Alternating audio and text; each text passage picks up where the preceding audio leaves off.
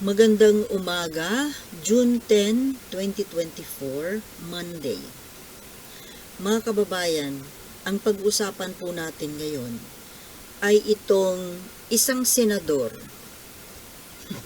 Isang senador na wala namang karapatang umupo dyan sa Senado. Naalala ko po, itong senador na ito minsan ay na-interview doon sa kanyang kaharian doon sa Porac, Pampanga. Yes, I'm talking about Senator Lito Lapid. Yung interview na yon, if I'm not mistaken, I see, what's that? Karen Davila or Bernadette Sembrano. Hindi ko na masyadong sure kung si Bernadette Sembrano. Yung in-interview si Lito Lapid doon sa kanyang farm. Sa kanyang napakalawak na farm. Ang farm ko na ito, maalala ko, nung mukhang hindi pa siya senador noon. Nagbumpisa na siya maging politiko. I think, nung siya ay naging governor ng Pampanga. Na-feature kasi ito sa isang article sa isang magazine, Showbiz Magazine, yung 10 hectare na lupain ni Lito Lapid, kung saan, kumbaga, doon sa loob ng property na ito, hindi mo na kailangang lumabas kasi napaka self-sufficient. Meron itong, sa loob nitong 10 hectare farm na ito, meron siyang, of course, nandoon yung kanyang malaking bahay, mansyon, isang malaking magarang mansyon. And then, dito sa loob na ito, actually, ako pangarap ko rin magkaroon ng ganyan. Yung bang, ba't not mansyon, ano? Isang malawak na, hindi naman super lawak, isang katamtamang lawak ng lupain, kung saan meron ka na dyan na tanim na palay, may mga prutas, may actually lahat na klaseng prutas, yung sabi ko, pangarap. And then, meron kang gulayan, and then mayroong fish pond. Siguro ko naman kahit sino nangangarap niyan. Pangarap ko rin ganyan eh. Pero ito pong hanggang pangarap lang. Itong si Lito Lapid, ito po yung content ng kanyang 10 hectare na property dyan sa Porac, Pampanga. Imagine 10 hectares. Kumbaga, magkaroon ka lang ng ganyan, parang napakaano mo na eh, wala ka nang iisipin pa, problema. Sufficient na kung ikaw ay gusto mong mamuhay lamang ng simple. Kasi, nandiyan na yung pagkain, bigas, prutas, gulay, isda, nandiyan na. Meron ka pang, of course, meron siyang piggery at poultry doon. Kumbaga, magka-problema man, magka-gera man, diyan ka sa loob ng property mo, hindi ka na magugutom. Okay? Pero, pinag-isip-isip ko, actually, during that time nung mabasa ko to, sabi ko, kasi yung mansion niya napaka malaki, napaka magara. Inisip ko lang, siguro kung 10 hectares na property, kaya mong makabili. In an honest way. Kahit na siya ay nung artista pa lang, kaya niyang bumili kasi probinsya yan eh. Siyempre, iba ang presyo sa probinsya. Pero nung yung malaking mansyon, baka pwede pang pagpasensyahan. Dinevelop yung property. Pero nandoon pa rin po yung aking pagdududa. Nasabi ko kung kinita niya ito, sorry kung ang property na to ay kinita niya sa pag-aartista lang, well, hindi ko sinasabing lang ha. Kasi, para sa akin, sobrang napakalaki na property yon na na-develop na talaga. Tapos yung mansion niya, sobrang magara. Kasi, oo nga, sikat si Lito Lapid, ano? Marami siyang naging blockbuster din na pelikula. Pero sa palagay ko, hindi pa siguro aabot sa ganong napupundar sa paraan ng pag-aartista. Siguro kung ikaw ay isang Hollywood star, kung Hollywood yan, dollars, pwede. Ngayon, that was, I think, itong first na nalaman ko itong tungkol diyan sa na feature itong tungkol diyan sa farm niya na 10 hectares with that mansion sa gitna. That was, I think, 20 years ago or more. Matagal na. Ano siya nun? Parang naging mayor pa lang siya noon, mayor ng Porac, or naging governor na siya. Kahit pa po naging governor, kung talagang ikaw ay isang honest na tao, palagay ko hindi pa aabot sa ganun ang mapupundar mo. Well, nito nga, yung interview ni Isaac Bernadette Sembrano, yung nag-interview sa kanya, talagang baka nadagdagan pa yung 10 hectares na yon. Parang nadagdagan pa. At mas tumindi na. May mga malalaking traktora na siya doon. Basta pati yung kanyang mansyon, medyo nag-expand, nag-improve pa lalo. At syempre, yung mga bahay yata ng mga anak niya na may mga asawa, nandoon din sa loob.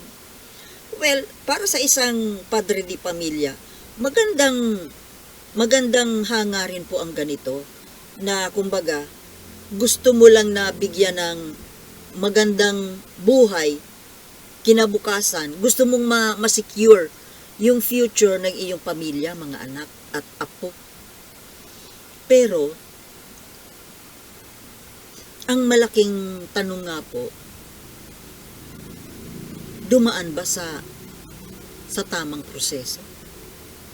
Kasi nga po itong napapabalita ngayon na pagkaka-involve ni Lito Lapid dito sa Pogo dyan sa Porac,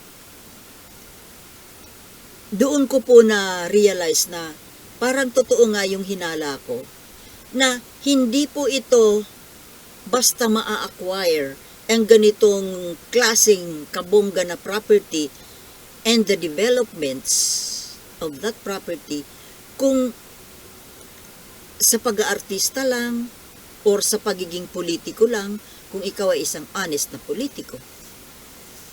Kasi nag-improve na ito lalo nung siya ay naging senador. Nakailang terms na ba itong si Lito Lapid?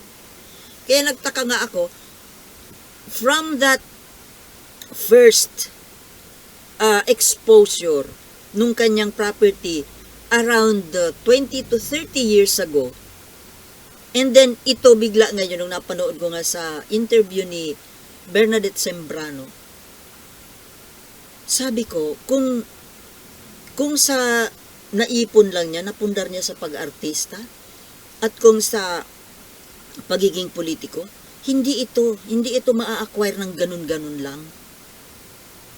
Sabi ko, there must be something. Pero malayo po sa, walang-wala sa isip ko, yung tungkol sa Pogo, tungkol sa mga ganitong illegal. Ang nasa isip ko po noon, baka yung kinikita niya sa pagiging politiko, sa pagiging senador, yung mga, diba yung mga pork barrel. Doon sa pork barrel, yun ang naisip ko. Hindi ko naisip ang ganito kalala na involvement niya ni Lito Lapid dito sa very controversial na issue na Pogo. Tapos, doon po sa, balikan ko yung interview na yon ni Bernadette,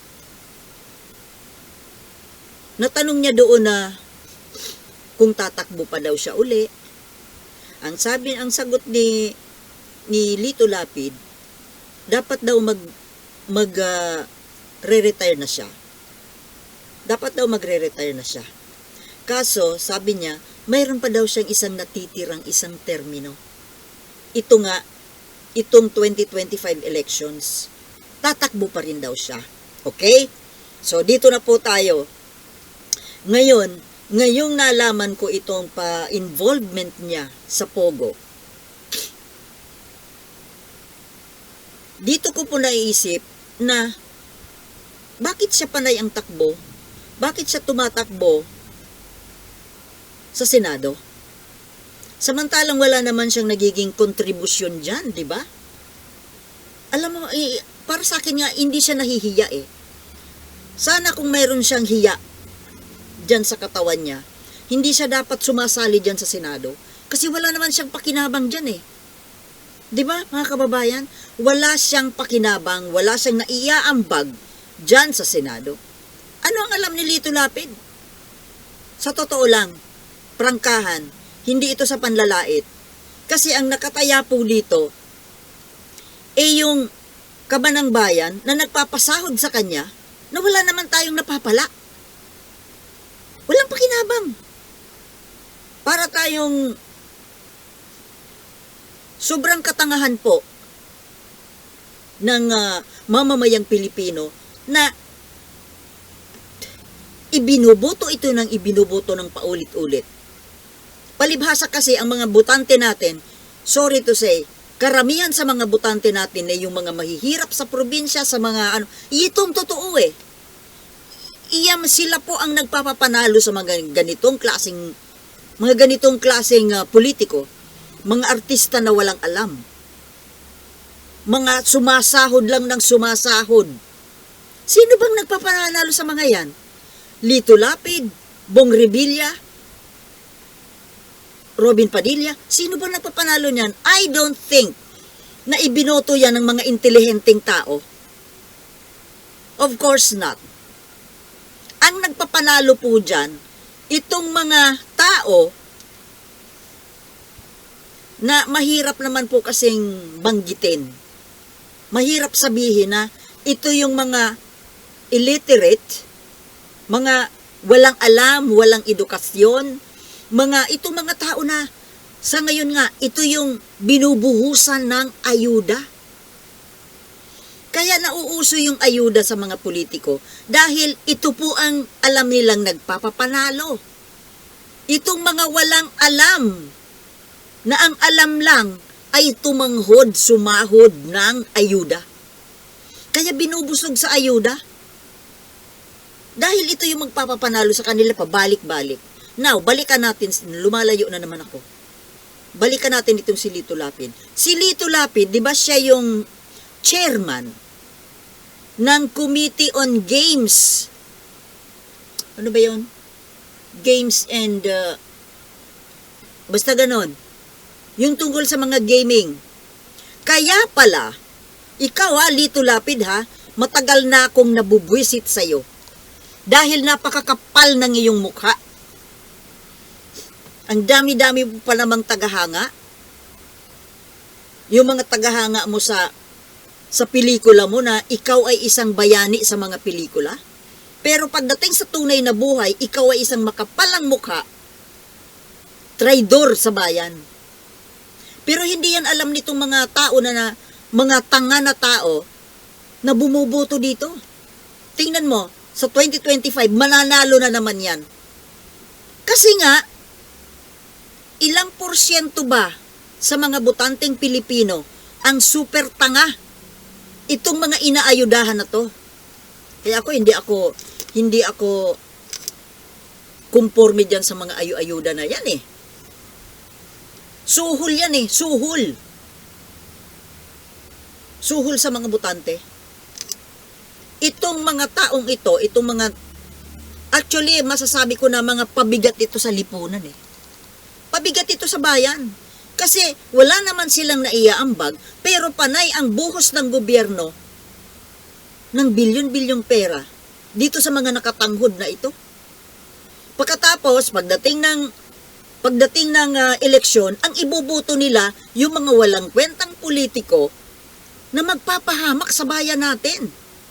Sila mismo ang magpapahamak sa atin dahil sila ang nagluluklok ng mga politiko na kagaya ni Robin Padilla, kagaya ni Lito Lapid. Mga pahamak ito, mga traidor. Kaya, masisisi ba natin kasi itong mga botante na ito na walang alam. At dahil sa ang pagiging walang alam, sinasamantala naman itong mga matatalino na politiko. Ginagamit yung katangahan nitong mga taong ito. So, sino kaya ang pwede nating sisihin? Ano? Ay, balikan natin ulit itong Lito Lapid. Parati akong napapalayo eh. Kaya pala, itong mga hearing issue tungkol sa Pogo, hindi mo man lang marinig ang boses nito ni Lito Lapid. Samantalang, di ba, dapat siya nga ang naka-front dyan? Hindi naman nga dapat si Risa Hontiveros sana eh. Si Lito Lapid. Dahil siya yung nasa komite ng gaming. Di ba? Pero, naririnig mo ba? Kahit sa anong hearing, hindi mo man lang makita ang mukha niyan, hindi mo marinig ang kapiranggot na boses niyan. Ano ang ginagawa lang niyan dyan? Kaya pala pabalik-balik yan dyan, pagiging senador, at ang hinahawakan ay ang komite ng mga gaming na yan, chuchu yan. Kasi nga, siya pala ang protector. Diba? Now we know. Kaya siya nandyan, kahit wala siyang maiambag, ang kabubuhan niyan, namamayagpag ang kabubuhan niyan, napakakapal ng mukha. Hindi na nahiya. Tatanggap ng malaking sahod. Pagkatapos may mga ano pa, may mga pork barrel pa. Pagkatapos ito, sa likod pala natin, hindi na kontento doon sa daan-daang libo na buwan ng sweldo at mga milyon-milyon na pork barrel. Ito pa pala may ginagawa pa sa likuran. Tinatraidor ang bayan natin. Kaya siya nandiyan dyan at siya ang may hawak ng Committee on Gaming para protektahan yung mga illegal na gamblers and also this Pogo. At yan ang ginagawa ng mga inchik. Pinipili nilang dikitan at alagaan yung mga politikong bobo at swapang sa pera. Kagaya nito ni Lito Lapid. Lito Lapid, Robin Padilla. Bong Revilla. O si Bong Revilla, taga Cavite. Bakit tahimik ka, Bong Revilla, dyan sa Pogo ng Cavite? Di ba? Kung ikaw ay nananahimik, kaya katahimik kasi puno ang bunganga. May salpak. At iting si, naku, Sus Mariosep. Akala ba naman natin, sana itong mga artista na ito, na mga walang utak, sana man lang, para may pakinabang naman kayo sa bayan, may pakinabang ang bayan sa inyo, sana naging mabait na lang kayo. Yung kayo yung namimigay ng tulong. Yung mga tinatanggap ninyong mga milyon-milyones dyan, pork barrel, at ang iyong mga sahod, sana kung ipinamimigay man lang sa mga mas nangangailangan, at hindi kayo sana na-i-involve sa mga illegal. Kagaya ng Pogo at, di ba yung na-involve ni Bong Revilla noon? yung kaso kay Napoles, mga hindi lang basta-basta korupsyon. Sana itong mga artistang ito, ginawa man lang, kung ginagawa nyo man lang, yung mga papel na nakikita namin sa inyo dyan sa mga pelikula ninyo, kahit papano mamahalin namin kayo. Pero hindi pareho din kayo ng mga regular na politiko. Ikaw, Lito Lapid, sana naman mahiya-hiya ka na. Bistado ka na ngayon May marami kang mga tagahanga na umiidolo sa'yo, na ngayon ay galit na galit sa'yo, minumura ka. Hindi ako tagahanga ni Lito Lapid. Sa totoo lang kahit sa pelikula niya, hindi ko gusto yung mga bagsakan niya ng dialogue. Kahit sa pag-aartista ang marunong lang siya, sumuntok, bumaril, sumipa. Pero sa totality ng pagiging artista, wala. Ang mga dialogue nito parang nagbabasa. Wala. Ngayon, may nakita tayo na bago niyang talent, mag-traidor. Traidor ka, Lito Lapid. Buwisit ka. Sabi ko na nga ba nung napanood ko yung interview sa iyo na yun ni Bernadette Sembrano, sabi ko, paano siya nagkaroon ng mga ganitong klaseng mga investment, mga assets, na kung sa pag-artista lang, naging sikat lang naman ito noong kabataan niya Ngayon, wala naman itong laos na to Kung hindi lang dyan sa kay Coco Martin limot na ng tao yan Kaya, kung baga, ang source ng pinagkakakitaan nito ni Lito Lapid, kung sa pagiging politiko, hindi ka panipaniwala po na magkaroon siya ng ganong mga assets na ganon. Kung mapanood ninyo yung interview na yun, parang kaharian yung kanyang farm. Tapos ngayon, sabi ko na nga ba ngayon, kapanipaniwala na magkaroon siya nga ng ganon, mga ganong klaseng property assets, dahil dito sa involvement niya sa Pogo. Tapos ngayon, walang kakibo-kibo. Yung mga ginagawang mga hearing dyan sa Senado tungkol kay Alice Guo, tahimik.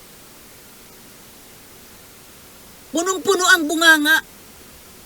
Punong-puno ng suhol. Hindi na kayo nahiya. Dapat sana buong pamilya ninyo mahiya dyan sa ginagawa ninyo. Dyan sa na-expose ngayon, Lito Lapid, na involvement mo, mga kagarapalan mo, kademonyuhan mo. Dapat mahiya ang buong pamilya mo At ikaw mismo, dapat mahiya ka. Tapos tatakbo ka pa? Ay, talagang ang balat ng mukha mo talo pa yung balat ng hipopotamo sa kapal. Buwisit ka.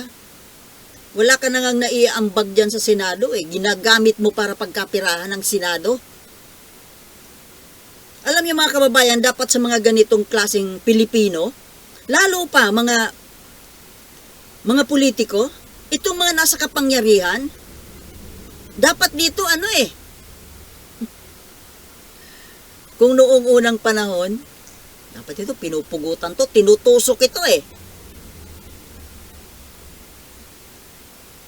Alam nyo, pag hindi kayo nagbago-bago, darating ang panahon pag nagalit ang taong bayan, kung walang nasa authority na magpaparusa sa inyo, dahil kayo mismo dyan sa gobyerno, nagkukutsabahan kayo mula sa